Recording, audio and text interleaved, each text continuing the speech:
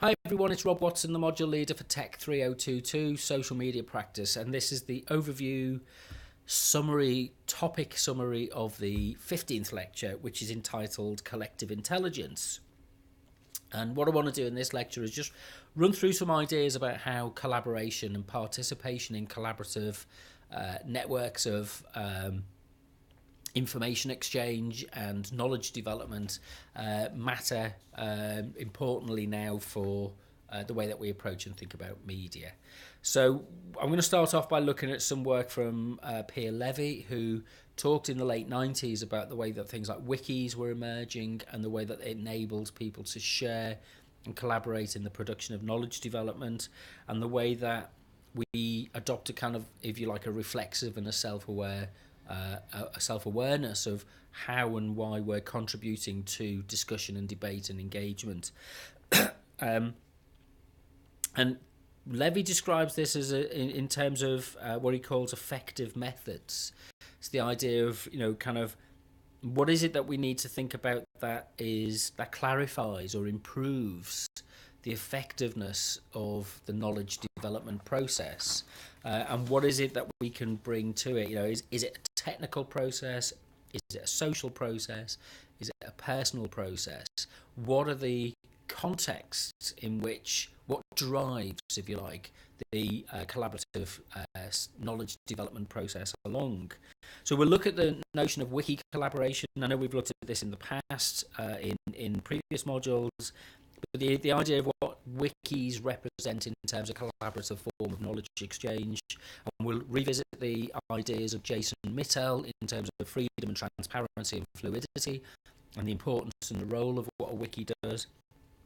But we'll extend this out in terms of thinking about open source collaborations, and I very much hope that you're approaching your project and your knowledge development on the basis that sharing and collaborating is a way of enhancing, and it adds more than it takes away to be able to share and collaborate.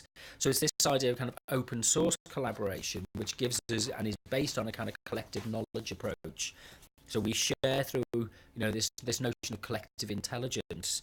We share a sense of kind of engagement with each other, which is more than the sum of our parts. So one of the Russ Lakoff talks about this. If you want to understand the importance of a system or systems, think about it this way: is it you that writes, or is it your hand that writes? Well, there's an easy way to find out. Chop your hand off, says Lakoff, and see if it'll write anything. And obviously, it doesn't. But it gives us the sense that as an individual component, we can't be used and we can't formulate a set of accomplishments without interaction and collaboration with others. It's a social process. We can't do things in isolation and individually we grow more effectively if we do collaborate and share. So the kind of free collaboration that's associated with the knowledge producers that are, we've redefined, if you like, who we think of as knowledge producers, from being a small limited number of experts to being something which is dispersed and open. So the kind of wikification of knowledge production kind of opened things out, and the extent to which people feel enabled and entitled and capable of contributing to debates and discussions online is something that we need to really kind of put some rocket fuel underneath, I imagine, or certainly from my point of view, because we forget. We are often working in isolation and individually, when actually working collaboratively and socially is more productive. So what we become is something that Etienne Wenger talks about a lot, which is communities of practice. So in the process of sharing and collaborating and exchanging information and knowledge development and testing ideas and having conversations and discussions, what we are is we become a kind of a learning organisation, something that is open to expressions of alternative ideas and alternative approaches that can come from many different directions, and which don't just rely on the way that people have done things in the usual form for a long period of time. So what does it mean then to be part of a knowledge community and part of a community of practice? What does that mean in terms of how we think about the workplaces? What does that mean in terms of how we think about collaborating with other people? It's Wenger talks about the idea of being bridge builders, and the idea that what we are thinking about is what facilitates people to cross from one side of the river to the other side of the river and facilitate that conversation.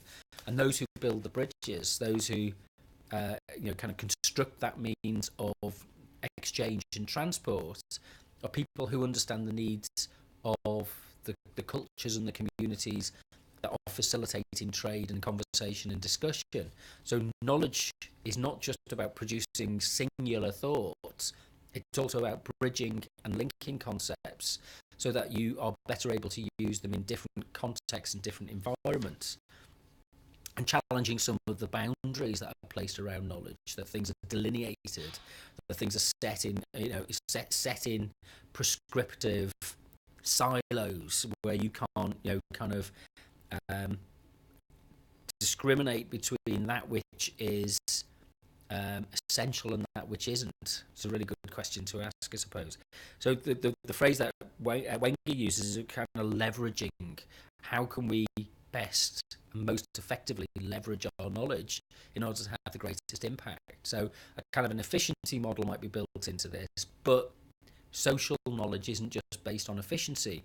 It's based on a whole number of other social factors as well, which we can look at in our practice and our engagement with through social media. So the notes for this are available on the DMU Commons wiki. The wiki is at wiki.our.dmu.ac.uk. Just search for TECH3022 or follow the links for TECH3022. You can also discuss any topics related to this lecture or any of the other lectures or anything else that you wish in the DMU Talk platform, which is at talk.our.dmu.ac.uk. Log in, share content, discuss things. So hopefully you can form a community of practice and a knowledge community online in an environment which is stripped away from personalisation. So it's a bit more about your forthcoming ideas rather than about your latest selfie. Is that a question that we need to examine, how these forums work in order to make them more effective? Anyway, see you at the lecture on Monday.